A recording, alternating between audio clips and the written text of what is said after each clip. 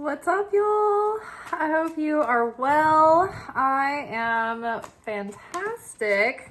I took an unexpected creative sabbatical over the last few days and had a chance to kind of jump on some back-to-back cuts at work attached to my days off, and I was able to get my Substack and Patreon paid tiers, the publication Secret Teachings. I finally got that uploaded and launched on those platforms. So you guys know I've been talking about this for a while, and I've been working on it behind the scenes now. I'm trying to get my bearings and set this whole new platform up for several months, if not, maybe like the last year, kind of in quietly doing it. So I'm really excited to get that launched. I officially launched it over the full moon during that period. So the Substack letter went out last night at 3:45 in the morning, or like this morning at 3:45 in the morning. And then earlier today, I was able to get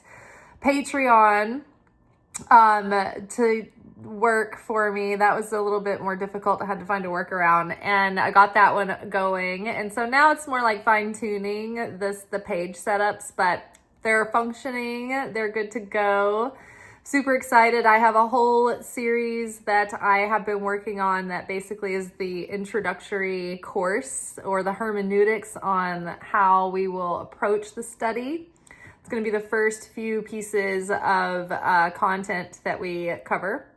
So I'm excited about that.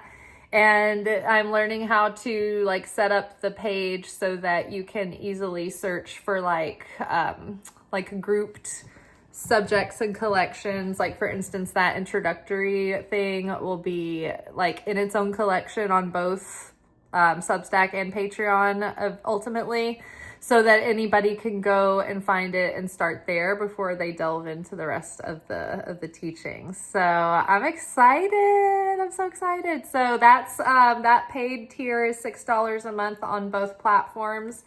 And on both platforms, you have the option to either pay monthly and it's $6 a month, or pay yearly and it's $60. So you get 2 months free.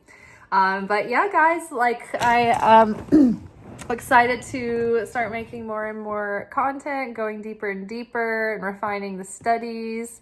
So if you are interested in learning theology from a mystic lens, the deepest level that it's intended to be interpreted, that is the intention of the new platform. So Elizabeth Rose is the YouTube channel. All social media will be Elizabeth Rose or the Elizabeth Rose. And then Substack and Patreon, the main platform is Elizabeth Rose. And then the paywall tier on both is called Secret Teachings. So just so you can orient yourself a little bit. All right, let's see what the first couple of cards are. Oh my God, I love this. This feels like a very positive couple of cards to come out when I'm talking about that, when I'm plugging that. And by the way, I'll have a link to the Substack in the description box below, and then when I get my wherewithal with Patreon, I'll add that one as well. But this is interesting because this week our journey through the Torah is taking us into the story where Moses sent the 10 spies, who I think were the 10 chiefs of the tribes, or they represented each tribe. There was a representative from each tribe that went to the promised land and looked and, kind of scouted it out ahead of time to get recon, and then come back to the people and tell them what they found out. So there's some important language used that implies that one could either be a spy or a tourist. And so if you're a spy, you're looking for everything that's wrong. You're looking through a negative lens. And but that makes you a successful spy, right? You're going to get problems and look for weaknesses and things to strategize, troubleshoot, plan, etc.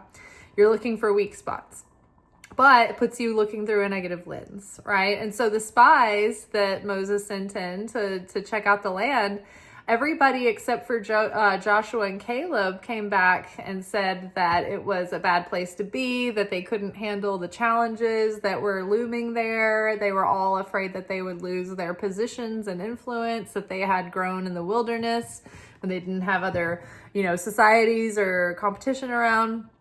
So it was like this very fearful, pessimistic, scarcity mindset that they came back and gave this basically like negative speech about, right? This is the throat chakra here, the third chakra. Speech, truth, communications. This card, humanity, right? We were all the souls of mankind were with the Israelites traveling the wilderness. Those were seed souls, and we were all there at some capacity. So the implications of that negative mindset that led to the negative thoughts and words and actions by those fearful spies actually cost the Israelites a lot, and the temple was simultaneously destroyed on that day as well.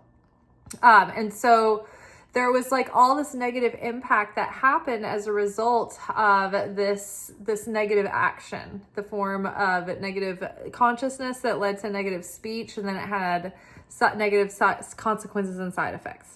Whereas Joshua and Caleb, it was said that they brought refreshment to their master because they came back with seeing all the potential that was there and believing that if they had been brought here through all of that they've gone through, and Moses was able to deliver them there with all the challenges that they had set before them, that God was going to make a way for them to be there. And like that was their destiny, right? And so, they were looking at it from a more limitless point of view, right? So there's tree of life consciousness, which is limitless consciousness. You see the fullness of the limitless of the light, and there's no curtain, no veil that separates that understanding and that awareness. And then there's tree of knowledge of good and evil, where it's like a limited consciousness, a consciousness of comparison and judgment and this and that, and life and death and decay and breakdown and negative consequences. And so when you're seeing things from the tree of life consciousness, you're connecting with that endless world because you're seeing the limitlessness of things, and therefore you're rising above the influence of death. There is no death in unity, right? But in this or that, the binary nature, the esoteric nature of the material world, there is death, there is pain, there is suffering. There is a shelf life, there is an expiration date, right? And so it's like the consciousness can either yield either eternal fruit or deadly fruit, right? And so the lesson of this week is what consciousness are you choosing to adopt and to feed and to strengthen, right? Because your consciousness leads to thoughts. Those thoughts become ideas and words that are then communicated and then result in feelings and actions and consequences, right? There's a butterfly effect here, right? So how are you using your words to affect humanity, right? How is that affecting your journey as a soul in the human journey and sojourn, the sojourn of the soul, on an individual level, on a collective level, and on a macro level. So aligning with the higher truth, living in our own authenticity, expressing, something, ideas, truths, revelation. Yielding beauty, great beauty. So this past blue moon, I took a chance to take a couple of extra days off work because I wanted to launch my publication during this full moon. Lots of really amazing, beautiful energy in this full moon and launch power, right? So I wanted to align with all of that. But so Jupiter's having a conjunction with Venus on June 9th, right? And all of these other kind of recent events that are starting to ease the tension in our stability and security. There's also this like magnificent magnification coming through Jupiter. And Jupiter is sort of giving us the boon of the challenges that we've gone through while Jupiter's been in Cancer. It's about to leave Cancer, so it's leaving us with our gifts. And it's making our home and inner circles more beautiful, our relationships, the intimacy in our life, the things that make us feel emotionally secure and secure in our home and in our intimate surroundings. And then also, so Jupiter is conjuncting Venus on June 9th, which is going to amplify all the beauty and goodness associated with Venus, right? Relationships, money, security, literal beauty, inspiration, crowning us in the blooms of what our thorns have brought us to, right? So beautiful things are blooming, and it's like the consciousness that comes on the other side of our struggle, that is what awakens our ability to perceive true beauty in this life. Ooh, and then sorrow too. So I think that we're looking at the sorrows that we've been through, and we are like making them like it's like the Chiron energy. Chiron is the wounded healer. So we're seeing how the great sorrows of our lives were like wounds that allowed the true healing to occur. They are catalysts for awakening and healing, and all the things that we perceived as mistakes and times that we fell was actually predestined, because we can't truly rise if we don't fall initially, right? We can't exercise that free will if we never have anything to overcome, right? So we're seeing how all of the challenges in our life, we're seeing the sorrow differently. We're grieving and mourning what we didn't have, the things that we thought we wanted and we didn't get, the life that we thought we wanted that we didn't have, or maybe didn't turn out the way we thought. But at the same time, we're seeing how it served us for the highest good, and we see the beauty of it all now. So it's like, I think we're on the other side of sorrow. I don't think we're getting fresh sorrow. I think that we're able to appreciate the sorrow that we've come from and look at it differently, right? Through the eyes of beauty. And I think that we're seeing, this week is showing us either if we have the tree of life consciousness, then we're going to be crowned in beauty, and we're going to be seeing things through eyes of beauty, seeing things through eyes of love, and we're going to be blessed and abundant, and we're going to be in flow, and we're going to have fulfillment. And if we are in the tree of knowledge of good and evil, and we're looking at things and we're judging them and we're comparing them, is this bad, good, right, wrong, better or worse than it was, all of that leads to like literally connecting with not endlessness, not eternity, not limitlessness. What does it lead us to? Death, sorrows, disappointment, chaos, decay, breaking down, right? So we can, shift from one or the other in any given moment. There's grace in that as well. So once we, and it's kind of like, when you learn how to drive, like the whole time you're growing up, you always wanted to go to the arcade and play the car games. I always wanted to drive the car games because I wanted to feel what it was like to be able to drive a car down the road. And once you actually do drive a car down the road, you realize that it's a lot harder to play those arcade games because like the steering wheel, it just like overcorrects your moves so crazy. So it's like you really see you got to be gingerly in your steering and in your handling of the arcade car, even more so than the real life car. But so too is our consciousness. We have to like handle it as if it were one of those arcade games, and it can really like get out of control really quick if we are too extreme. So we want to maintain balance and stability in that energy. And when we are tapped into the Creator, we have this everlasting feeling of abundance and flow and eternity, right? I could very easily have been too nervous and scared and, scarce to have taken the last couple of days off. But I was like, you know what? No, it's a blue moon. I have a big project I want to launch, and it's been a long time coming, and it's been a lot of hard work. So I'm going to launch this thing with ease, and I'm going to enjoy myself, and I'm going to celebrate it and take this moment to really soak it in rather than rush through it.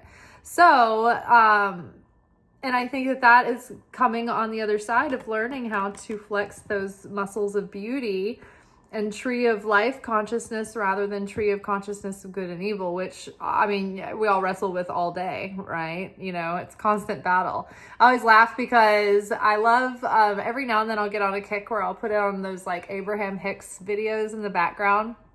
And I mean, regardless of who Abraham Hicks turns out to be, they're spinning some truth, you know, in a lot of ways. So it's just a great reminder, because they're always reminding us, you know, of just shifting our thoughts and feelings and shifting that vibration. It's so simple, yet we need constant reminders. And it's so funny because every time there's a video of Abraham Hicks, it's always so profound, and it's always so helpful, and it's always so refreshing, and it's always the same answer almost every time, basically. So yes, the universe laughs and laughs and laughs because it's always the same answer. It's pretty simple. It's just that we are so forgetful. That veil is so present. And so the secret is that every now and then we can pull that veil back, and we get a little bit of clarity and you know, and find our balance, and then veil back, forget, short circuit, fall off the playground carousel. All right. Well, I don't know if you guys know about the metal wheel things that go around and around and around the playground, and kids would like go around in circles and like jump on them. They were like viciously dangerous. They're grotesque, like medieval torture traps, but they were supposed to be fun and leisurely. All right, you guys. Well, I'm excited about Elizabeth Rose. If just searching Elizabeth Rose doesn't pop me up on any kind of social media platform, I'm basically everywhere, but like I'm not on TikTok. So I'm on Instagram, Facebook, YouTube, Substack, Patreon as Elizabeth Rose. And if that doesn't come up, then try at the Elizabeth Rose. But the logo you'll see is like pink rose collage, very kaleidoscopy, with my face in like a black and white photo. And you'll know you're there. All right, y'all, that is all for tonight. If you're interested in going to see my Secret Teachings Substack link, it'll be in the description box below. All right, ciao.